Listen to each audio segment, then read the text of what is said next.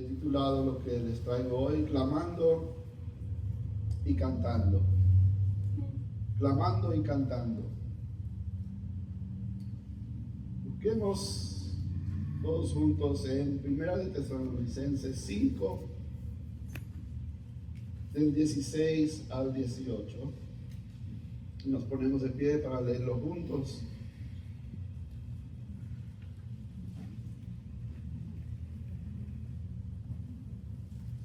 Primera de Tesalonicenses 5, 16 al 18.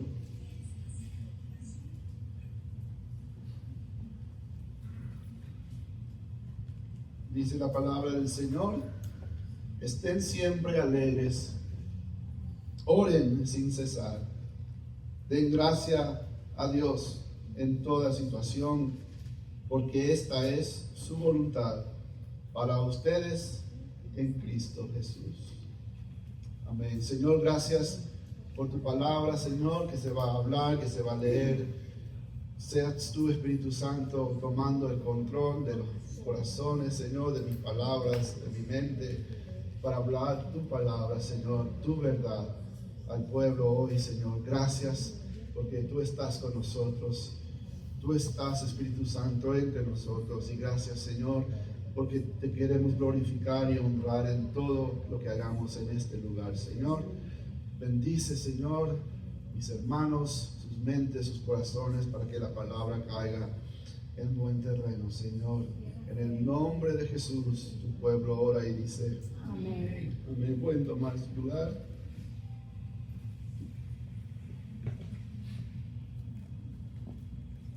Muchas veces nos preguntamos ¿qué es la voluntad de Dios para mi vida? ¿Qué es lo que quiere Dios de mí? Y en estos versículos que acabamos de leer vemos una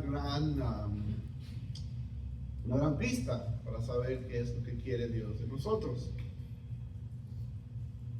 Vimos que leímos, Pablo nos escribe a través de la iglesia de Tesalonicenses, que estemos siempre alegres. Y obviamente hace un paréntesis al final: esto es para los que están en Cristo Jesús, ¿verdad? Porque el que no está en Cristo Jesús, estos consejos que les va a dar en estos versículos suenan un poco loco o un poco fuera de sentido. ¿Cómo podemos estar siempre alegres, verdad? El mundo dirá, eso es imposible. Claro que sí, hay momentos de felicidad, hay momentos de alegría cuando nace un hijo, cuando te casas, cuando tu novia te dice que sí, cuando tu novio te pide la mano, cuando te dan un aumento en el trabajo, ¿verdad? Hay tantos diferentes instantes donde uno puede sentir alegría. Pero al otro lado, si volteamos de la moneda, hay tantas veces para no estar alegres, ¿verdad? Hay muchas ocasiones para no estar alegres, ¿verdad? Les podía contar, ¿verdad?, todos los ejemplos, pero hay miles de ejemplos para no estar alegres. Pero Pablo nos exhorta, nos aconseja de estar siempre alegres los que estamos en Cristo. Porque hay un detalle ahí, hay los que están en Cristo, y él lo ha escrito en otras cartas, que aunque morimos, vivimos. Pablo escribía: para él el vivir es Cristo y el morir es ganancia. Y él también en otra carta escribió: yo estoy contento cuando tengo mucho, he aprendido a estar contento cuando tengo poco, en la escasez, en la abundancia, en la riqueza, en la tristeza. Y es poco irónico, un poco como raro, porque claro que sí, siempre vendrá momentos de tristeza a nuestro corazón, a nuestra mente, a nuestras emociones. Pero a la misma vez podemos estar debajo de esa tristeza y un fundamento que es el gozo del Señor o la alegría de su salvación.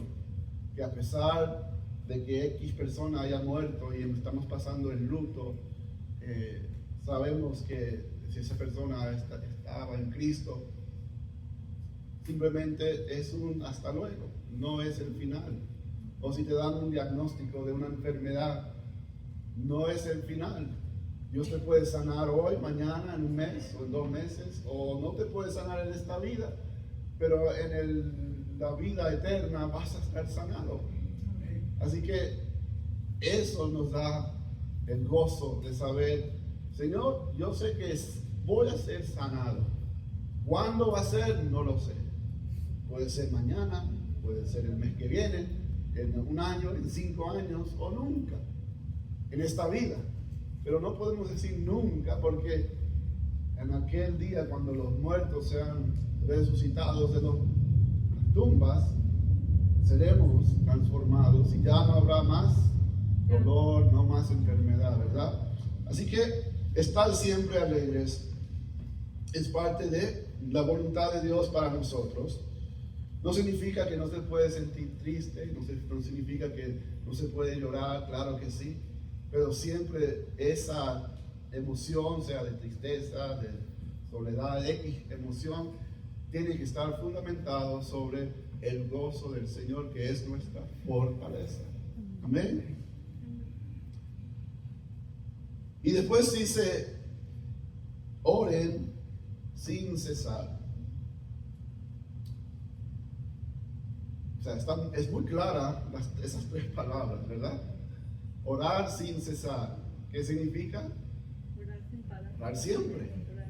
O sea, la oración nunca debe de parar, ¿verdad? Algo que cesa. Significa que termina, ¿verdad? Y Pablo dice que nuestras oraciones nunca terminen.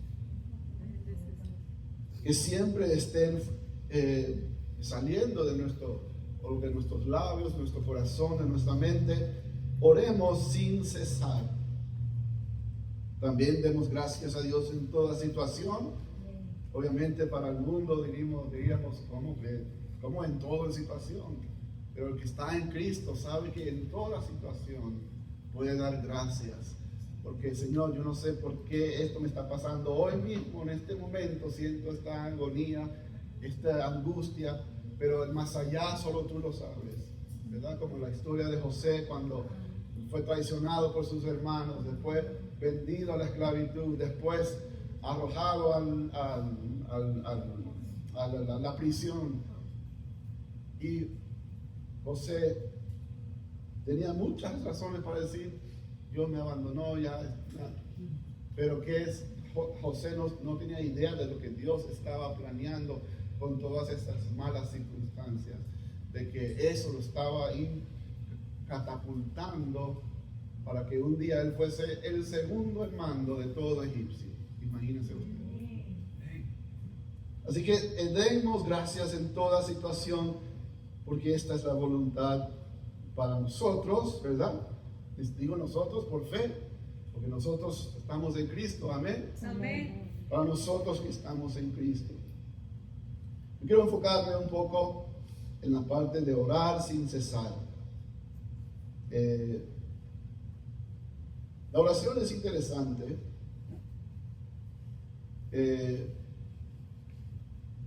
Depende de cómo tú lo ves, de cómo tú defines oración. Para algunos quizás oración es pedirle a Dios algo, ¿verdad? Y eso es puede ser parte de una oración, pero eso no es todo lo que implica una oración. Oración es simplemente comunicación con Dios. Esto es una comunicación. Tener comunicación, si podríamos traducir lo que Pablo dice, orar sin cesar, es simplemente tener comunicación siempre con Dios. También esa comunicación obviamente a veces implica peticiones. Como tenemos comunicación con nuestra pareja, ¿verdad? Nuestro esposo, nuestra esposa, ¿verdad? A veces le decimos, oye, amor, ¿puedes cocinar unas chuletas hoy? Tengo una petición. Y depende de ella si me contesta la petición. No, que chuleta, no. O puede decir, sí, claro que sí, amor, está bien. O comemos pollo, comemos unas carnes asadas, o hacemos parrillos, lo que sea. Le hago la petición y se la hago. Si nunca le traigo la petición, no puedo esperar cenar chuleta esa noche. Al menos que por coincidencia o por revelación del Espíritu Santo, ¿verdad? Ella decide cocinarme chuleta o lo que sea. Pero si no le hago llegar la petición, Que le cayó, le cayó la onda, sí. digo chuleta porque no es algo que ella hace tan a menudo. Bueno, entonces ahí ya. Si te digo que haga pollo, el pollo puede ser. Una indirecta. Eso siempre está en la rotación. Entonces le hago la petición porque si no se la hago, ¿verdad? O uno en el trabajo, ¿verdad? Hace poco, ¿verdad? Fuimos de vacaciones. Si no pongo la petición en el trabajo, mira, quiero tener la fecha del 15 al 25 libre. Si yo no traigo la petición a ellos, no me lo van a tener libre. Me van a poner para trabajar. Depende de mí traer mi petición al jefe, ¿verdad? En mi trabajo uno lo pone ahí en la computadora, ahí qué día libre, cuántas horas, y espera que si el jefe approve o reject, ¿verdad? Aprobado o rechazado. Pero tengo que traer mi petición porque obviamente mi esposa no me lee la mente, los jefes no pueden leerme la mente. Dios sí puede leer la mente, claro que sí, pero Él no trabaja por lo general así. Dios es muy caballeroso con nosotros y Él honra nuestras decisiones. Si nosotros no hablamos, Él va a decir, bueno, no lo quiere. Y a veces Dios simplemente está esperando, ¿verdad? Que hablemos con Él y traigamos la petición. Quiero que veamos una historia de Elías. Me gusta Elías mucho. Él es un hombre, yo diría, o sea, él es un superhéroe. O sea, él es como al Batman no tiene nada con Elías. Ni Spider-Man no tiene nada con Elías. Él es un hombre llenado del poder de Dios. Y vemos, no hay muchos detalles de la historia de Elías, de cómo él nació, cómo él creció. De repente conocemos a Elías, que él tiene una palabra y se dirige a un rey llamado Acab. ¿Se acuerdan, verdad? Dice la palabra que hasta ese momento él era el peor de los reyes de Israel. Y llega Elías y le dice a Acab, ¿sabes qué? No va a llover más hasta que yo diga. ¿Qué agallas tiene Elías? Así mismo él le dice, se enfrenta ante Acab y le dice, ¿sabes qué, mi hijo? Aquí no cae más agua hasta que yo no diga. Y tal como Elías dijo, tal sucedió. Las ventanas de los cielos, las aguas de los cielos se cerraron. Llegó la ciudad, dijo el Señor a los ángeles, cierran la tubería de los cielos porque Elías ha hablado y ha dicho no más agua.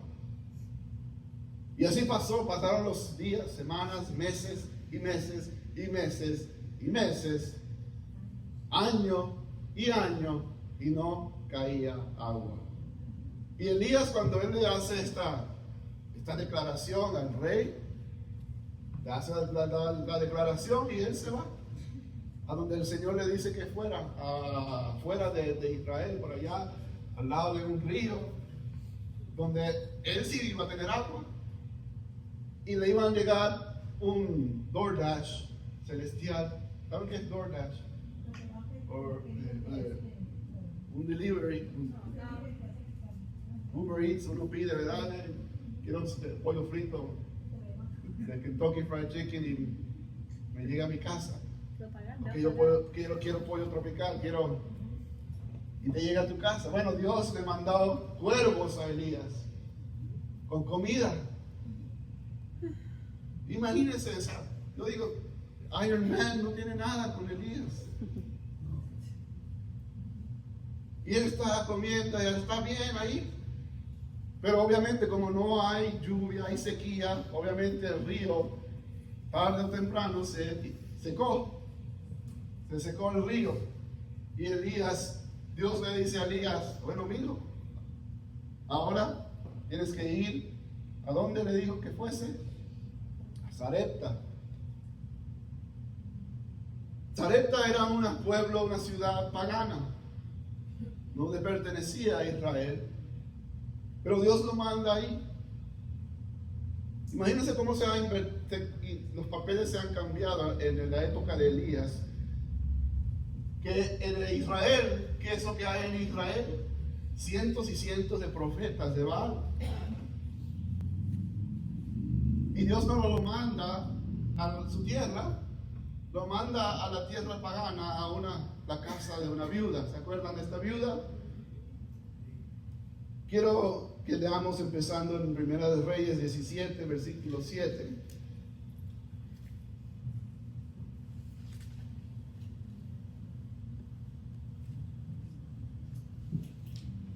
Primera de Reyes 17, del 7 en adelante, dice, algún tiempo después,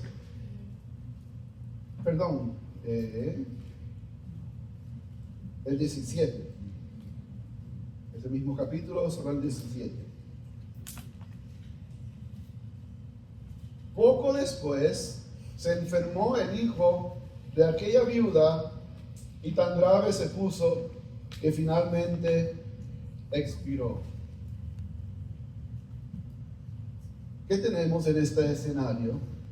¿Verdad? Si estamos viendo una película, en este escenario de película, tenemos a una viuda, una señora que tiene un hijo que se ha muerto. Dice, poco después se enfermó el hijo de aquella viuda y tan grave se puso que finalmente el hijo se le muere.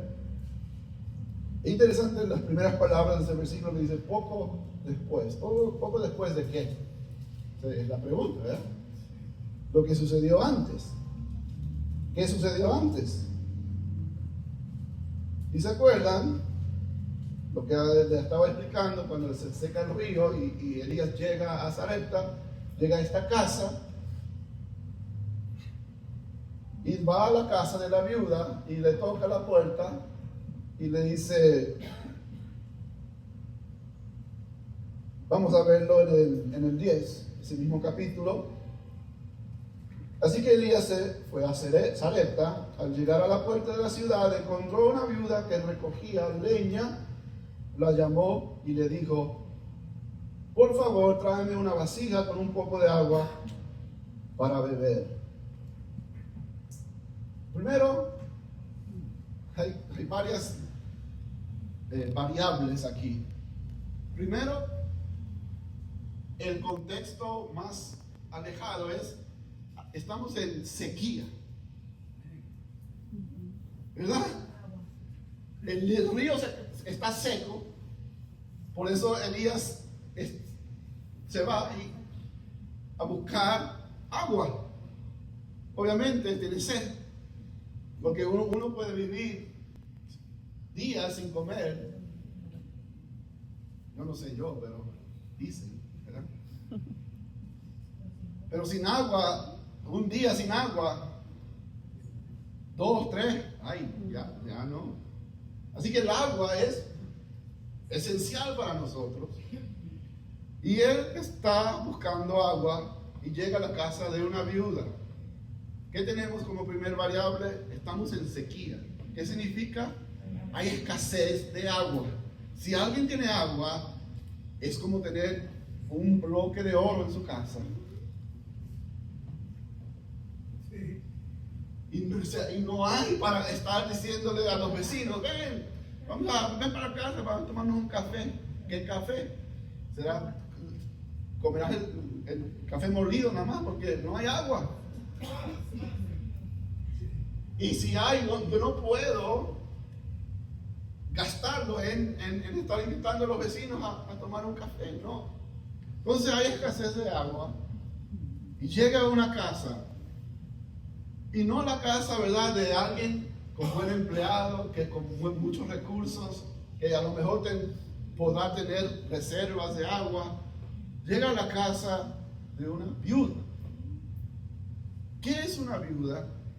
Y más en el los tiempos antiguos. Era casi lo más bajo en la sociedad. En recursos no tiene nada. Porque obviamente en aquel entonces la mujer dependía de su esposo. Por sustancia, por dinero, para que le proveyera. Y una viuda sin esposo es como dejar a un niño de 5 o 7 años ahí por la calle. No tiene el recurso. Entonces, ¿cómo va?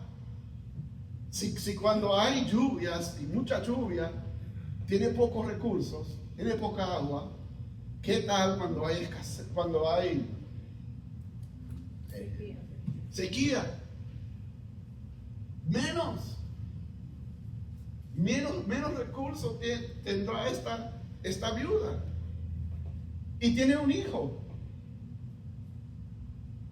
O simplemente es ella sola.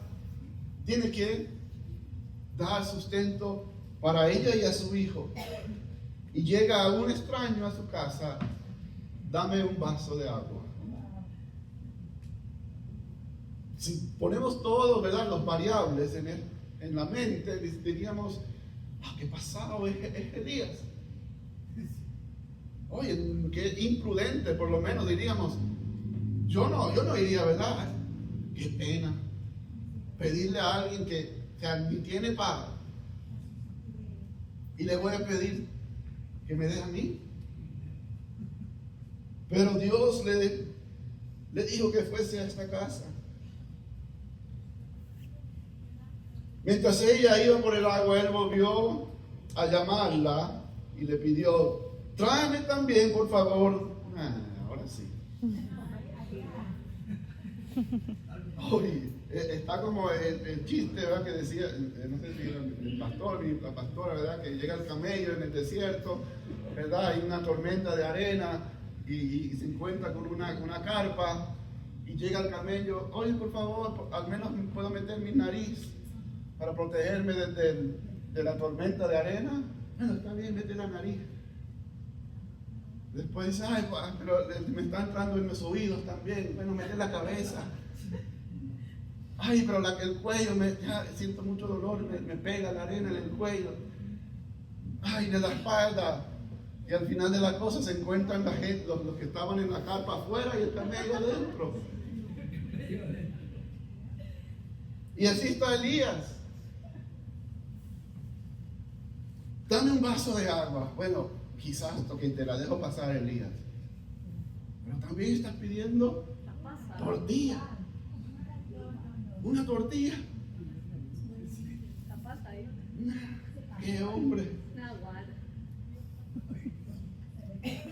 Ella iba por la Biblia a llamarle, pidió, tráeme también, por favor, un pedazo de pan. Tan cierto como el Señor tu Dios vive, respondió ella, no me queda ni un pedazo de pan. Solo tengo un puñado de harina en la tinaja y un poco de aceite en el jarro. Precisamente estaba recogiendo unos leños para llevármelos a casa y hacer una comida para mi hijo y para mí. Será nuestra última comida antes de morirnos de hambre.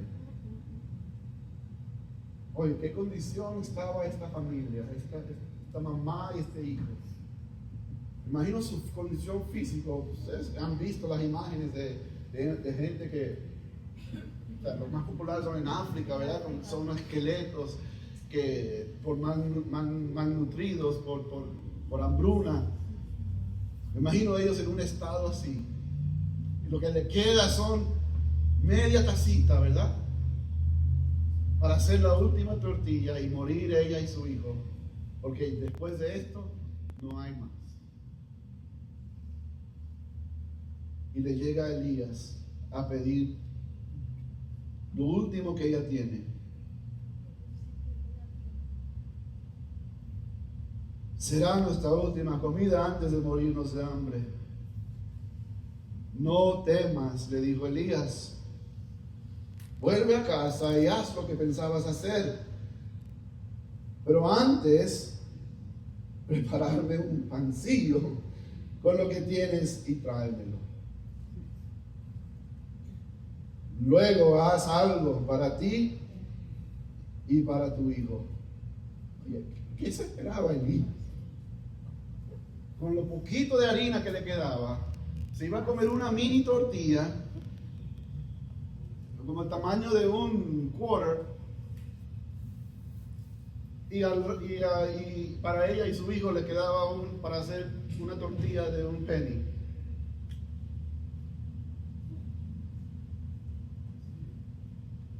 Antes, ¿verdad? Prepararme para mí un pancillo con lo que tienes y tráemelo. Luego haz para ti y para tu hijo.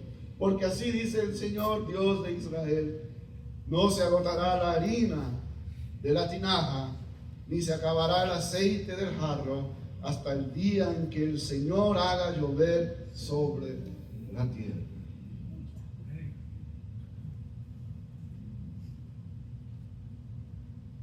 Qué declaración de Elías, ¿verdad? O sea, para creerlo, o uno está loco, o Dios es real. A saber que lo que le queda en la jarra, ¿verdad? Es lo que algo así. Y él le dice: nunca se te va a hacer falta harina ni aceite hasta que vuelva a llover otra vez. Si me das, si haces lo que yo te he dicho.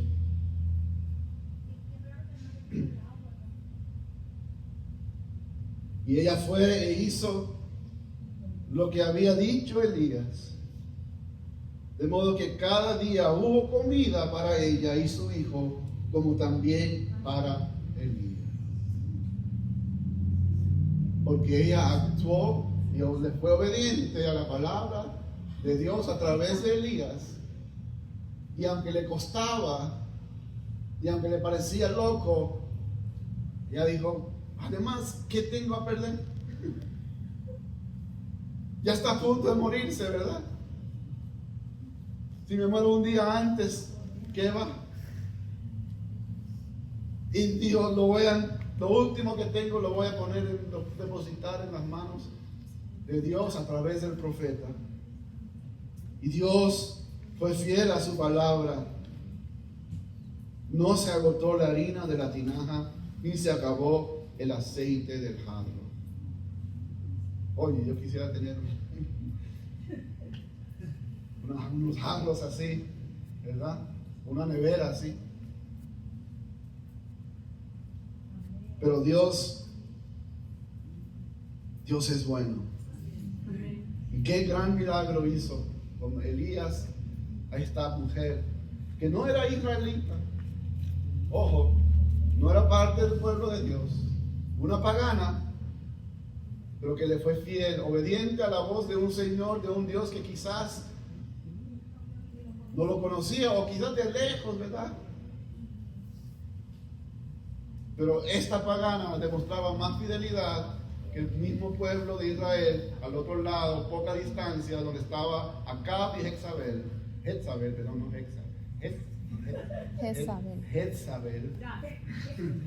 Jezabel, haciendo sus sinvergüenzadas con sus dioses de Baales y sus profetas.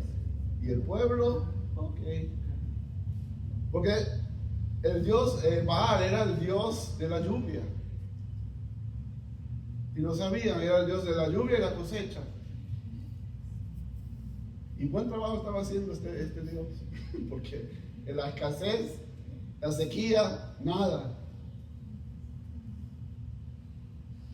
Y mientras más sequía y hambre y hambruna había, si se acuerdan, si nos adelantamos un poco en la historia de Elías, cuando le reta a los profetas, ¿verdad?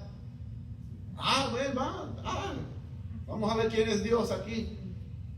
Llama a tus dioses, vamos, más fuerte, más duro, que no lo escucha. Y después, ¿qué hacen? Se cortan, ¿verdad? Se cortan los profetas para verse ya como un tiburón, ¿verdad? Lo atrae a las aguas, lo atrae a su Baal. Y nada que ver, silencio total. Pero va Elías a una tierra pagana, a una mujer pagana, a una casa pagana, y Dios dice un destello de lo que iba a ser Jesús. ¿Qué le impedía a Jesús a entrar a una casa pagana? Absolutamente nada. ¿Qué le impedía a Jesús a entrar a una casa de un pecador? A comer con ellos. Absolutamente nada. Pero entonces llegamos al 17, al donde estábamos empezando. Poco después se enfermó el hijo, el mismo hijo que se estaba muriendo de hambre, y que Dios hizo el milagro para proveerle sustento, comida, para que no se muriera. Ahora, ¿qué pasa? Se muere. No de hambre, de una enfermedad. Y imagínense la posición, las emociones de la gente involucrada aquí. La mamá, obviamente, se muere su hijo, el luto, pero quizás se está preguntando, Señor, entonces ¿por qué? ¿Por qué hiciste lo anterior? ¿Por qué nos dejaron morir antes? Si al final, poco tiempo después, mi hijo iba a morir. Me imagino la mente, el corazón de Elías.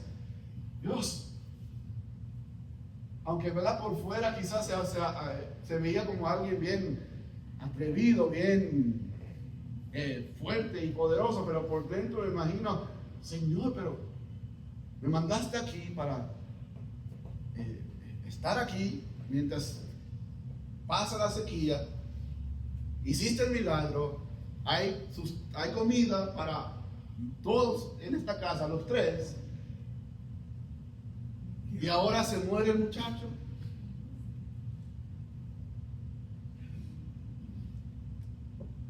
Se enferma el hijo de aquella viuda y tan grave se puso que al final expiró. Entonces ella le reclamó a Elías.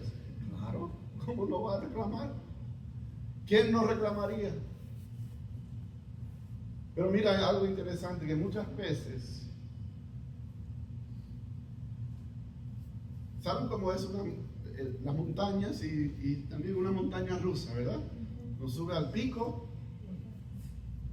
así como uno llega al pico, a la cima, y disfruta, pero a la misma vez tan pronto como uno llegó, tan rápido es cuando uno baja. Y así está la viuda. La euforia del milagro, y de repente, así como de una altura, de repente un bajón, se le muere el hijo. Muchas veces así nos pasa a nosotros. Le pasó a Jesús, bautizado por Juan. Ve el Espíritu Santo, la voz de su Padre. Este es el Cordero del mundo que quita el pecado del mundo. Y ahí arranca su ministerio y enseguida, ¿dónde va? Al desierto. De la cima al desierto por 40 días para ser tentado. Muchas veces llegan las crisis y las circunstancias después de una gran bendición. Muchas veces después de esa gran bendición viene una gran prueba. Reclamó a Elías, ¿por qué te entremetes, hombre de Dios? Viniste a recordarme mi pecado y a matar a mi hijo. Me imagino a Elías, ¿verdad? Dios mío, Señor, ¿qué ha pasado? ¿Qué hace Elías? Le dice, dame a tu hijo. Y quitándoselo del regazo, Elías lo llevó al cuarto de arriba, donde estaba alojado, y lo acostó en su propia cama. Entonces clamó el Señor, Señor mi Dios, también a esta viuda que me ha dado alojamiento, la hace sufrir matándole a su hijo. Qué oración tan sincera, ¿verdad? Una oración, ¿no? Padre celestial que estás, ¿verdad? Tú tienes el control de todo, tú. Una oración muy honesta y sincera, directa, diciéndole a Dios, Señor, ¿qué está pasando aquí? No entiendo. Acabamos de ver unos milagros unos días atrás. Salvaste su vida, ahora para dejar que se muera.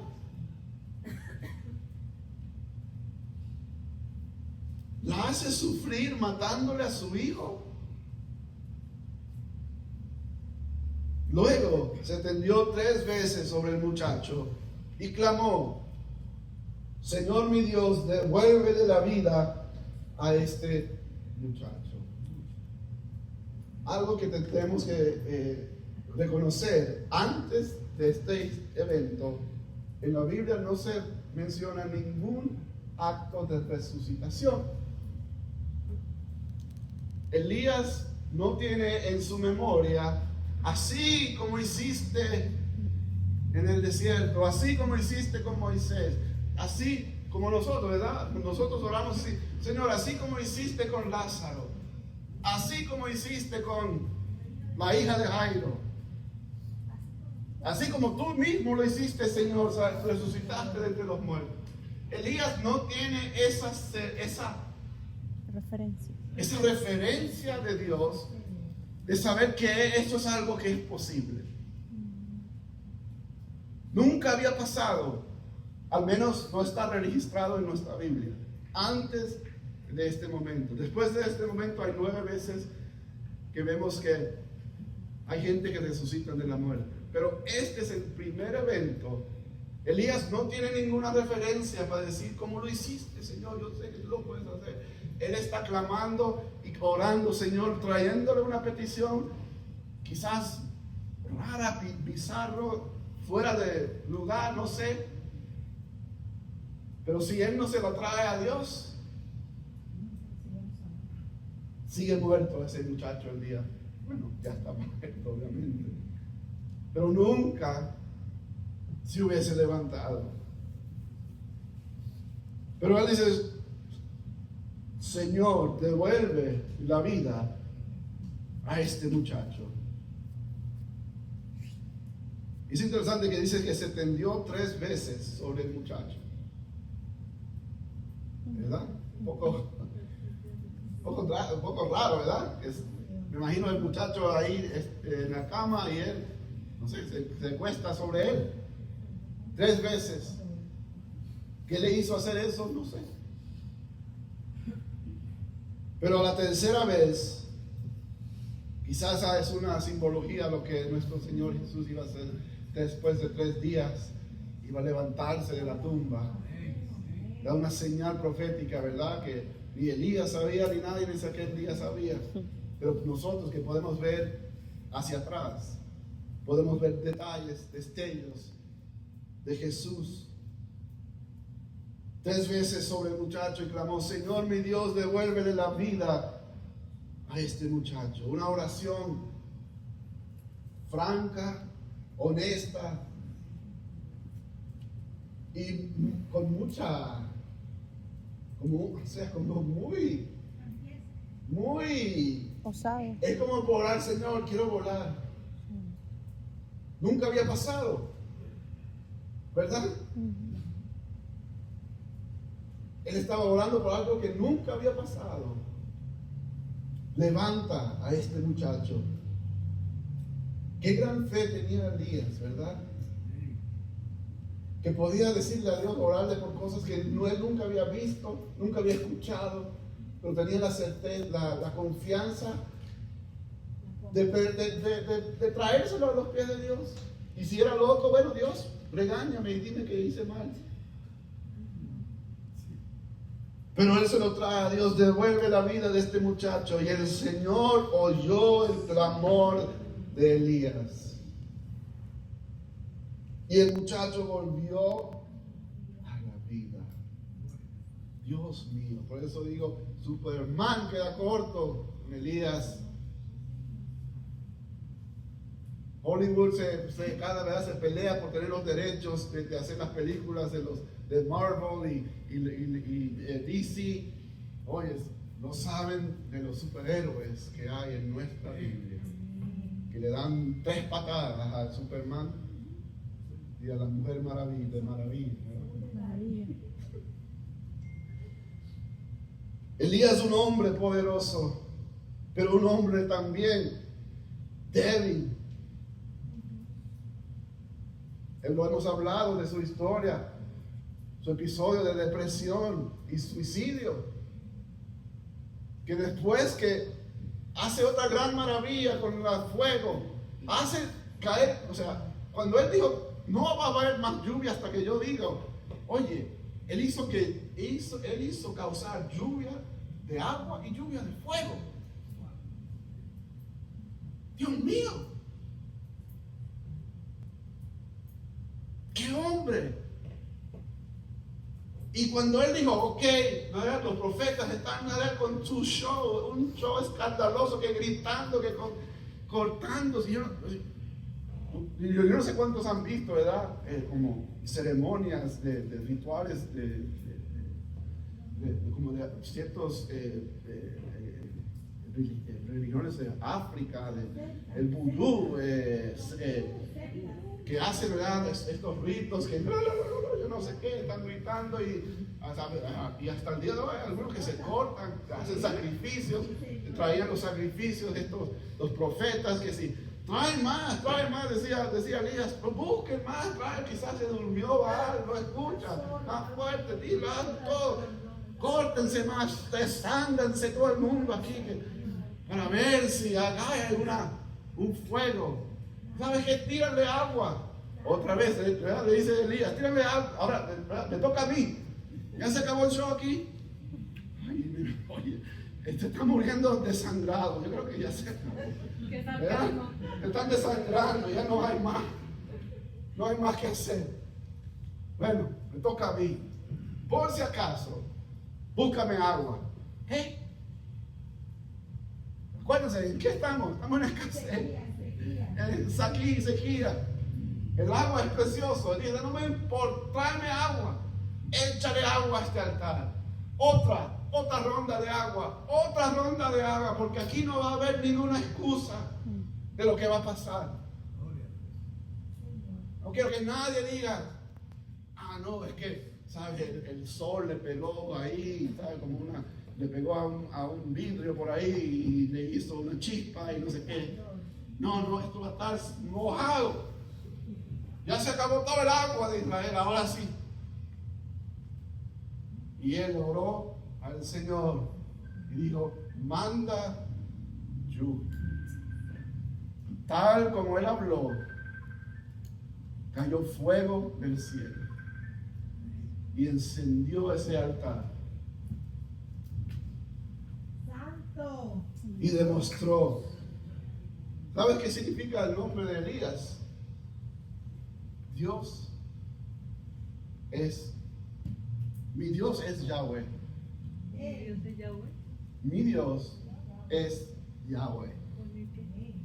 Eso significa su nombre. Eli. ¿Se acuerdan cuando Jesús dijo Eli? Mi Dios, ¿por qué? Eli Sabatán. Bueno, Eli de Elías, mi Dios, Ya. Eli, o sea, Elijah, Ya de Jehová, de Yahweh. Mi Dios es Jehová o Yahweh, el Dios de Israel, el Dios todopoderoso.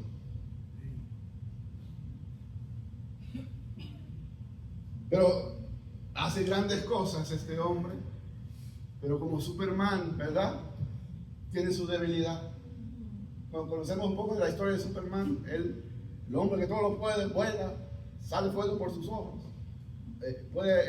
con su aliento hace remolinos y no sé qué, pero tiene una debilidad que se llama ¿qué? No cryptocurrency, sino la kriptonita. Kriptonita es un mineral, como un diamante, algo así, de su planeta, que cuando se expone a ese material lo hace débil, lo enferma, casi lo puede matar. Bueno, Elías, como cualquiera de nosotros, tiene sus debilidades. Y aquí en este relato con la viuda vemos que le reclama a Dios: Señor, ¿qué estás haciendo? Y también después, al final, cuando él huye de Jezabel, porque lo quiere matar, y tiene miedo, y dice: ay, no, Señor, mátame, ay, que no hay más nadie aquí en esta tierra, no, me da una depresión, mátame, Señor, yo no quiero más. Hombre débil como usted y como yo. Pero después, ¿verdad? En el 23, Elías tomó al muchacho, lo llevó de su cuarto, la planta baja, se le entregó a su madre y le dijo: tu hijo vive, aquí lo tienes. Entonces la mujer dijo a Elías: ahora sé que eres un hombre de Dios y que lo que sale de tu boca es realmente la palabra del Señor. Porque Elías oró. Porque él oró y le trajo su petición al Señor, y oró por algo que nunca se había visto jamás: la resurrección de un muerto. Creo que veamos otro caso muy corto. Todos conocemos Isaac, ¿verdad? El hijo de Abraham, el hijo prometido. Que de Isaac, ¿verdad? De él sale Jacob, Israel, literalmente Israel, Jacob, y de Israel sus hijos, las tribus de Israel. Que si Isaac no tiene hijos, ¿qué pasa? No hay Israel. Pero cuando Dios llamó a Abraham, ¿verdad? Antes que Isaac ni existía, ni era, como dicen, un brillo en los ojos de Abraham. Cuando Dios llamó a Abraham, le dijo: de ti haré una gran nación, y por ti serán benditas todas las tierras, las naciones de la tierra. Obviamente no iba a ser Abraham que iba a parir todas las naciones, pero iba a ser a través de su descendencia, su linaje, su semilla, que de ahí vino Isaac, después Jacob y todas las tribus de Israel. De que ya antes de que ni siquiera Isaac existía, Dios sabía que Isaac iba a tener hijos, y esos hijos iban a tener hijos que iban a ser de Israel, y de Israel, de la tribu de Judá, iba a salir David, y de David iba a salir un simiente, el simiente que todos esperábamos de Abraham, que es Jesús, el Hijo de Dios. Pero si no hay Jacob o Israel, no hay las tribus, no hay David, no hay Jesús. ¿Están conmigo? Entonces en Génesis 25, versículo 20, ya Dios tiene esto planeado. Este es el plan de Dios, el gran diseño de Dios con Abraham y su descendencia. Lo que Él quiere que suceda. Pero mira lo que pasa, Génesis 25, versículo 20. Dice: Isaac tenía 40 años cuando se casó con Rebeca, que era hija de Betuel y hermana de Labán. Betuel y Labán eran arameos de Padán Aram. Y el siguiente versículo, y aquí es donde quiero enfocar. Isaac oró Y conmigo, Isaac oró. Isaac oró. Isaac oró Isaac oró al Señor en favor de su esposa, porque era ¿qué? Estéril. ¿Qué dice? El Señor oyó y ella quedó. ¿Qué significa esto? Si Isaac no ora, no queda encinta Rebeca. ¿Verdad? ¿Están conmigo? Nuestra historia dependía de la oración de Isaac. Si Isaac no trae la petición a Dios, aunque cuando yo leía este versículo, me sacudió hasta mi cosmovisión, mi forma de pensar, porque muchas veces yo pensaba, Señor, tu voluntad se hará conmigo, sinmigo, yo no, o sea, tú no dependes de mí, o sea, tú eres, o sea, lo que tú dices se va a hacer y ya. Y eso es cierto, pero a la misma vez es cierto que Dios tenía este plan maravilloso de Jesús, de Israel, de Isaac, de sus hijos, de la tribu de Israel, de José, de un hijo de Jacob. Todo esto Dios estaba en su plan. Pero si Isaac no ora, no se da el plan. ¿Me entienden lo que quiero enfatizar aquí? Si él no le trae la petición a Dios, Señor, quiero que hagas esto por mí. Quiero que hagas esto por mí. Estaba, o sea, era el decreto de Dios, de toda la historia de la Biblia. Pero si Isaac le dice, bueno, Señor, lo que pasa, si no se hace, no se hizo. Si ya se hace, tú estás en control, ¿verdad? ¿Qué pasa si esa hubiese sido su mentalidad? No da a luz. Y la historia es otra historia, literal, de nuestro mundo, de nuestra humanidad, de nosotros. Pero simplemente porque Isaac oró. ¿Y se acuerdan? Cuando Abraham le mandó a Isaac y al siervo que fuesen a buscar a la esposa, ¿se acuerdan? Sí. Vete allá, busca, a ver, allá por el pozo. Y ¿cómo es el que te da los cántaros, para los camellos? Esa va a ser. O sea, Dios la escogió a ella. Cogió a una mujer estéril, sabiendo que su plan dependía de que esa mujer dara luz a Jacob y a Esaú, ¿verdad? Que eran gemelos. Sí. Jacob da luz a sus hijos y de ahí la tribu de Israel. Y la trae y se une a Isaac. Pero si Isaac no pone de su parte,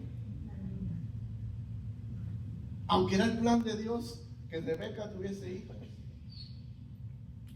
pero si Dios honra lo que queremos. Sí, sobre ese tema, yo tuve una experiencia cuando de Manuel, yo tenía muchos años orando, y así como un día le dije al Señor, así como dice, yo le dije, porque a veces pensamos que no le podemos decir al Señor, o pensamos que, como dices, es su voluntad. Pero un día yo me paré y le dije, ¿sabes qué, Señor? Le dije, yo he orado mucho, pero a lo mejor tú ya no quieres que yo tenga hijos. Si tú ya no quieres, házmelo saber. Dámelo a través de un profeta, de tu palabra, o háblame a mí mismo. Esa misma noche el Señor me dio el sueño, me dio el ultrasonido y me dijo que iba a ser niño. Y aquí está. Pero me tuve que parar y decirle, Señor, ya estoy cansada. Yo he orado muchos años. Dime si sí o dime si no. Amén. Y esa misma noche el Señor me dio la respuesta. Así es. Y ahí está mi Y vida. ahí está el muchacho, ya va a tener su propio hijo pronto. No pronto. Dios mío, esa palabra no. Pero así es, o sea, Dios es tan, como cantábamos, ¿verdad? Que Él es asombroso, que quiénes somos nosotros, o sea, que Él nos sobrepone su voluntad sobre nosotros. Nosotros tenemos, ¿verdad?, que estar de acuerdo con Él y decir, y Isaac tuvo que decir, ¿sabes qué, Señor? Yo quiero tener hijos, yo quiero ser parte de la promesa que le diste a mi papá, Abraham. Y así que, Señor, dame un hijo. Y de acuerdo, como dice el versículo 21, oró al Señor en favor de su esposa porque era estéril. El Señor oró, el Señor oyó la oración y ella quedó embarazada.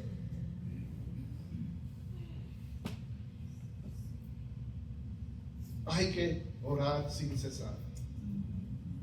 Hay que traer nuestras peticiones al Señor, que a veces Él las va a decir sí y a veces va a decir no. Y está bien si dice no, pero con tal que yo le traigo, que Él supo lo que yo quería.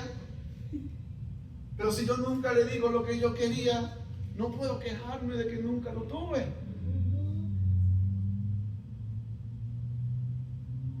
Mira lo que dice ahora en el Nuevo Testamento a través del hermano de Jesús, Santiago, en el capítulo 5, versículo 13.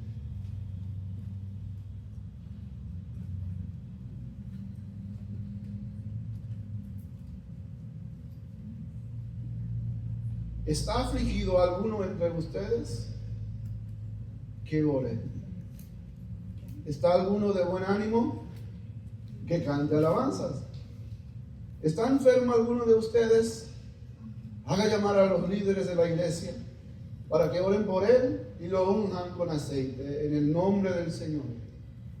La oración de fe sanará al enfermo y el Señor lo levantará. Y si ha cometido pecados, sus pecados se le perdonarán.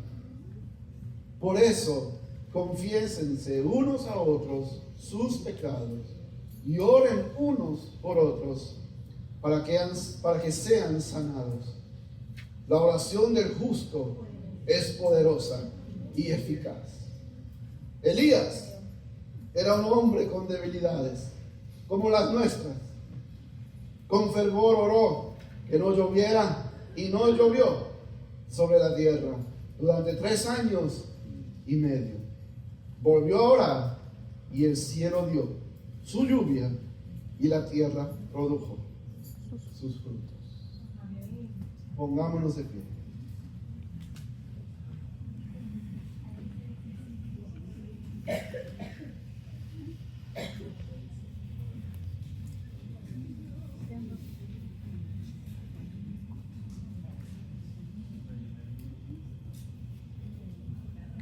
Yo sé que todos aquí tenemos una petición al menos para Dios.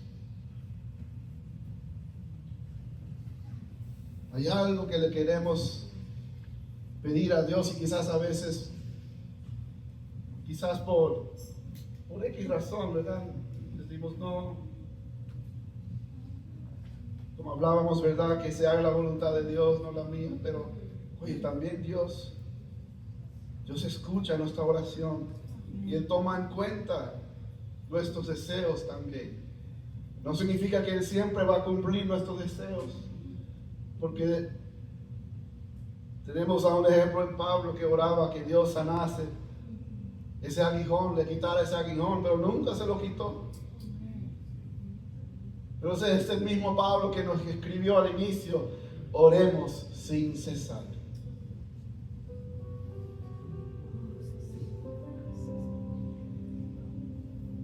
Y yo titulé este mensaje clamando y cantando.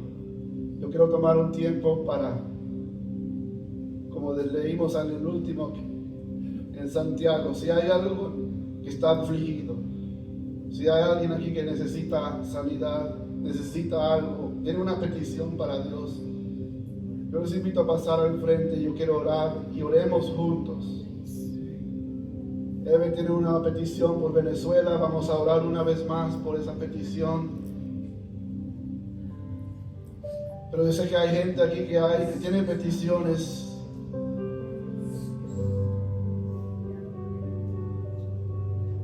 Y el que no le hace falta oración en este momento, como decía, si alguien está de buen ánimo, canten alabanzas entonces. Entonces vamos a